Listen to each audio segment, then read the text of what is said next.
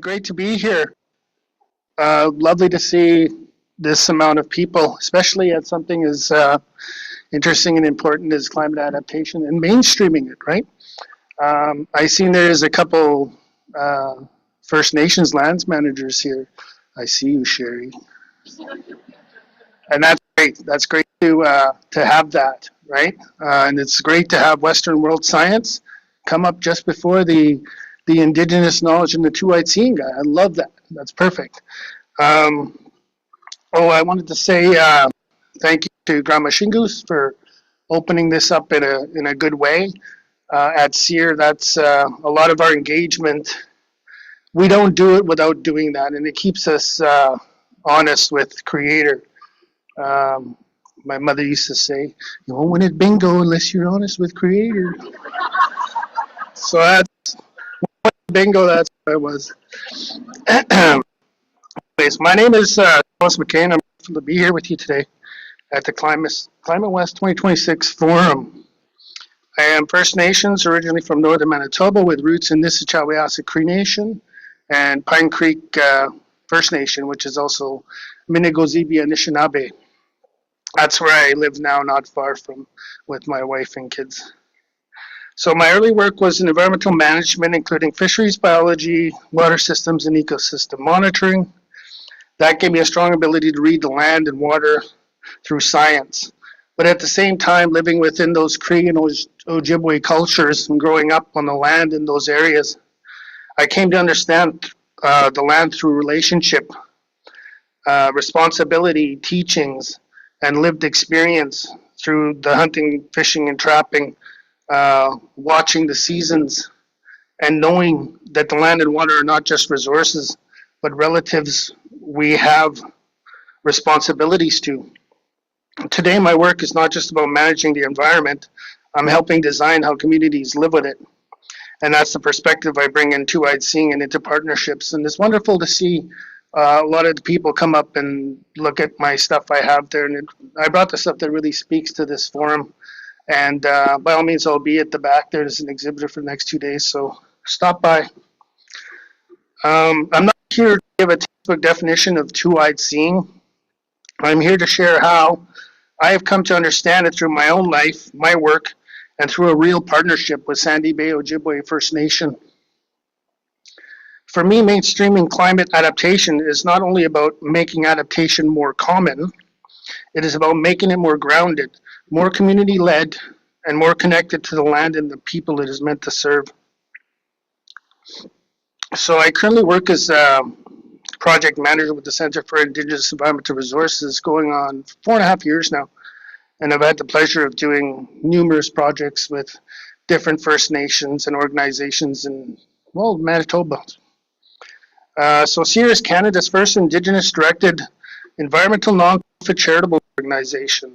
It was founded in 1995 by 8 First Nations chiefs, and its purpose is to support Indigenous communities in leading positive environmental change.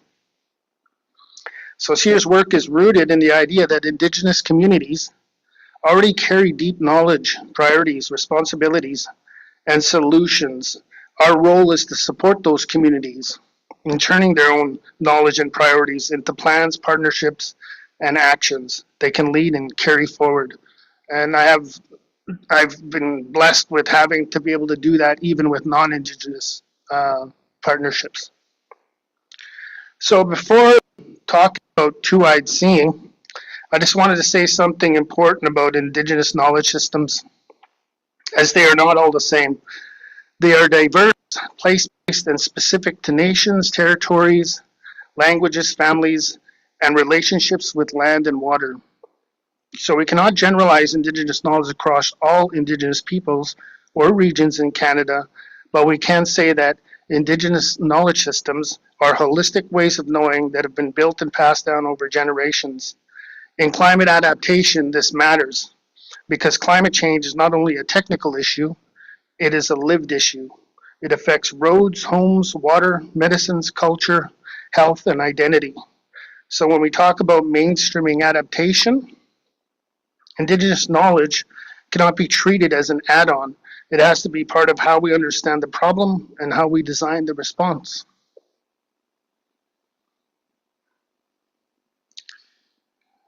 Etowoptimum, or two-eyed seeing, as shared by Elder Albert Marshall, is about learning to see from two perspectives at once. Indigenous knowledge as one eye or lens, and Western science as the other. And you've seen some of that with Dr. Daniel's presentation, as it was an example of Western science information. It is about recognizing the strengths of both and learning how they can work together in respectful relationship. When both are respected, the work becomes stronger. In climate adaptation, we need that strength. We need models, but we also need memory. And if you have a question mark over your head, you just come see me later and I'll tell you. One of my projects is already I brought with me and we can explain that. We need data. We also need relationship. We need technical planning, but we also need community meeting. So in your own partnerships, this is where two-eyed seeing moves from an idea into practice. In partnerships, it means staying authentic to who you are instead of trying to become the other. It means being honest about what you bring and also honest about what you don't. It means recognizing that no single perspective is complete on its own. Real collaboration does not happen when one worldview takes over the other. It happens when both are present, both are respected, and both shape the work. That is where mainstreaming climate adaptation becomes real for me. It's not just about producing more plans or more reports. It is about changing how those plans are created, who leads them, whose knowledge counts, and how the solutions are carried forward. Here's a visual of The Art of Being by Joshua Mangishig Pawastekli. A really nice visual to kind of help you understand and grasp the concept of two-eyed seeing. So a bold and symbolic representation of duality, balance, and unity through relationship, very aligned with the idea of two-eyed seeing. So being together is not about being the same, it's about holding difference in balance, meeting in a shared space, and being guided by something greater than ourselves. Because we want to win bingo, man, always. This image reminds us that two-eyed seeing is about relationship, balance, and holding different ways of knowing together. But the next step is asking, what does it look like in a real place with a real community facing real climate impacts? That is where the Sandy Bay Ojibwe First Nation story begins, and where Jake Roulette's painting helps us see two-eyed seeing become grounded in land, water, memory, and future generations. Where the work begins. CIER first supported SBUFN through its climate change adaptation planning, and that work later grew into a water resiliency master plan with strategic systems engineering, who's here. The goal was to better understand technically how water moves across the land and what kind of solutions could support the community over time. That is where two-eyed seeing became very practical. This painting by artist Jake Roulette of SBUFN represents the heart of the new knowledge mobilization project, where model meets memory, it's taglined. A branch of the WRP. Now SBUFN is taking that technical work and translating it into community knowledge, story, art, and more importantly, leadership capacity. You can see here there's an elder and the youth showing knowledge being carried across generations. The water represents the living system we are trying to understand, not just through maps and models, but through relationship. The stars remind us that Indigenous peoples have always had ways of reading and mapping the land through the sky, the seasons, stories, and lived experience. A surface water drainage study helped make one layer of the landscape visible, but community knowledge explains what that information really means. That is where two-eyed seeing becomes real. Understanding the system. Western science tools help understand the water system. Those tools are important. They help us show how water moves across the landscape. They help identify areas of risk. They help support decisions around drainage, culverts, wetlands, retention, and nature-based solutions. They also help us ask important forward-looking questions. What happens when storms become more intense? What happens when dry periods become longer? What happens when old drainage systems no longer match new climate realities? This is the strength of the Western science lens. It can help make certain patterns visible, but it still does not tell the full story. Understanding the land. The community already knows the land. People know where water sits, where roads wash out, which ditches back up, and how those patterns have changed over time. That knowledge comes from living with the land, not just studying it. This is where climate adaptation work often misses something important. A model might show a flow line, but the community can tell you whether that water actually moves there in the spring. A map might show elevation, but the community can tell you where water pools after a heavy rain. A technical report might identify an intervention, but the community can tell you whether that solution fits the land and the people. That is why Indigenous knowledge is not just context, it is evidence. Hi. It is guidance, it is memory, it is leadership. That's a funny way of waving at you, hi. When turning knowledge to action. When the model and came together in Sandy Bay, the work changed. It stopped being just a technical report and became something the community could talk about, question, and use. The science helped show where water may move and where risks may be growing. The community helped explain what that means in real life. That is the heart of the Knowledge Mobilization Project, turning a large technical report into stories, maps, art, and conversations that people can carry forward, because climate adaptation only matters if the community can carry it. And designing solutions that fit the land. I want to end with this. We live and work in systems that are built on Western science, policy, funding structures, and technical processes. These systems are important. They help us plan, measure, design, and make decisions, but they do not always carry the full story of the land. Indigenous knowledge brings something that is often missing: relationship, memory, responsibility, and a deeper understanding of place. When we bring those together through respectful partnerships, the work changes. It becomes more grounded, more meaningful, more useful, and more likely to last. For me, two-eyed seeing is not just about understanding each other. It is about building solutions that fit the land and the people. And that is how climate adaptation becomes real. So as we talk about mainstreaming climate adaptation over the next 2 days, I would offer this reflection. Adaptation is not only about what we build, it is about how we work together, whose knowledge leads, and whether the solutions we create can be carried by the communities they are meant to serve.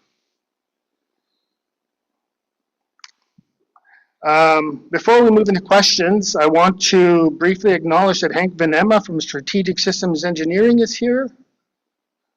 Today, Hank and his team brought much of the Western science and engineering lens into the Sandy Bay water resiliency work. I think it's important for people to actually see what two-eyed seeing in partnerships can look like.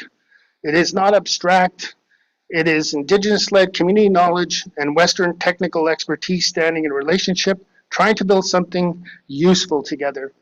And I'm so glad you sat 2 minutes away because you only have a minute and a half. So come on up here. Miigwech. While we wait for Hank, oh, he's running. Awesome. Exercise, Hank. While we're showing you our practical example of two-eyed seeing, this is it here. Four-eyed Some other, yeah, four-eyed seeing. I have a Mentimeter we're going to present. And in one word, I ask, what does meaningful climate adaptation partnership require? For me, some of the words that come to mind are trust, humility, respect, listening. But I'll give you a hint. There's 7, and they're sacred. So take a look, enter something in there. And I just wanted to say, Hank, to say hi to you guys, because he's done a great deal of work in divining a a perspective and our own definition of two-eyed seeing. And it's been a process. It's been fun, right, Hank? Oh man, I've learned a ton.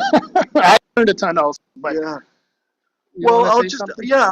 just that it's a career highlight really to be involved in this, and I'm thrilled that we have an artist working with us because it seems to resonate. It makes, we can bring all kinds of analytics, we do, and Mr. Andrew Tefts is here as well, who is a wizard at these exquisite climate analytics and hydrologic analytics, but then to have it reflected back as art is an amazing experience. It enriches us, it motivates us, it inspires us, and it's a communication tool I'm thrilled to encounter, really.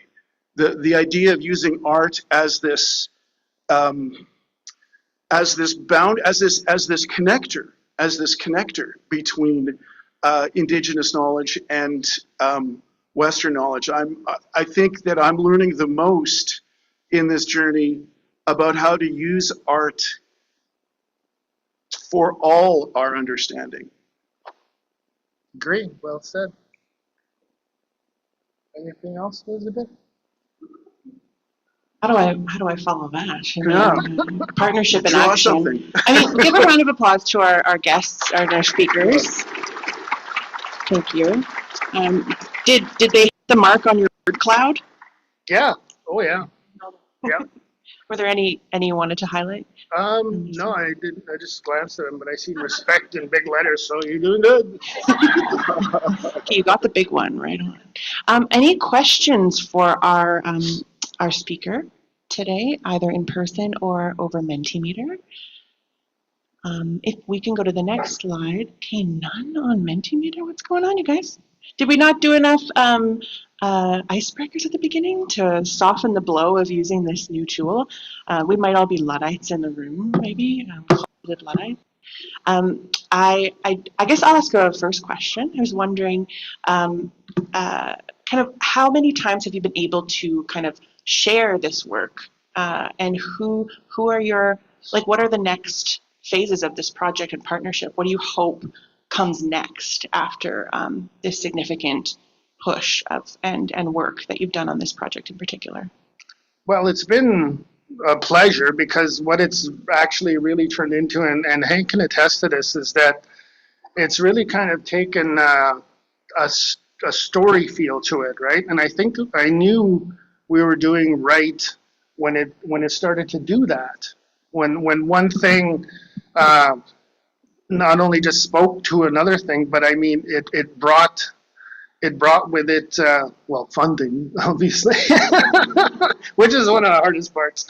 But I think the funders could sense that there was this real story coming about, and I think that the reason why we have Sandy Bay here is that they are actually really becoming an example for climate adaptation, and it was through Randall Roulette's vision that we were able to be here today to relay the work that's been done in Sandy Bay. And his dream, I tell you, has always been to be able to mainstream it and share that information with other Indigenous and non-Indigenous people and organizations. I hope that answers it. Yeah, that's fantastic. Funding, check, gotta get that. No, it just, thanks for being able to kind of showcase this amazing work that's been happening. We do have a question on Mentimeter. What has been a challenge to the work of partnership and bringing together Western and Indigenous knowledges together? Oh, I'll let Hank answer this. We, again, through Mr. Tefts, my colleague Andrew Tefts, through his facilitation, we're doing a webinar for the Canadian Water Resources Association later this month, actually, CWRA, and we will do some social media work, outreach on that, but I think that occurs on the 28th of May. We're doing a webinar with the Canadian Water Resources Association whose annual conference is here in Winnipeg next month in about 4 weeks' time. And we'll have a presence at that conference as well. So I'm happy to say we've got a partnership with the Canadian Water Resources Association brewing to kind of spread the message on two-eyed seeing in the water resources community. We have done outreach work with the federal government as well through the Climate Services, Interdepartmental Climate Services Working Group, so they're aware of the work as well. I'm trying to, yeah, that's been there's also a very, very beautiful video of the project available on the Sandy Bay YouTube channel. So there's various ways to connect with this work. There's a poster at the CIER table, and there's a poster, same poster at our table. It gives you a feel for some of the mapping work. I guess the communication tools that are working really, really beautifully in this project are elegant mapping and art, I would say. Would you agree, Thomas? Yeah, absolutely. The just to elaborate on that last question, as we take this work into these places like the ClimateWest Forum and other places like Hank just mentioned, just remember that First Nations or Indigenous people are all at different places in their own journeys to capacity build and build that sustainability, right, and that resilience. They're all at different places, and I think that's been one of the challenges, and hence how it seems like this project that's in Sandy Bay has become a story is because we see that, right, and we know that, well, it needs this, and that's the idea of the KMP is to start helping by building that leadership capacity, and I think that's been the real challenge there, and I'm glad we're doing it, right? That's awesome. Thank you so much. And we're going to segue out by giving you a gift.